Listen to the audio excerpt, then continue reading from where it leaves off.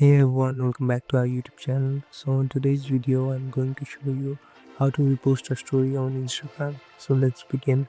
First of all, open your Instagram application.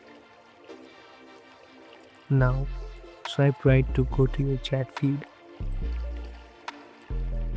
So select the person who has mentioned you on the story. Here, as you can see, this person has mentioned me in their story. So now click on it. Here you can see the option of add to your story. Select it. So as you can see, there's the option of keeping my own story. Now you can zoom this a bit. Now you can click on your story.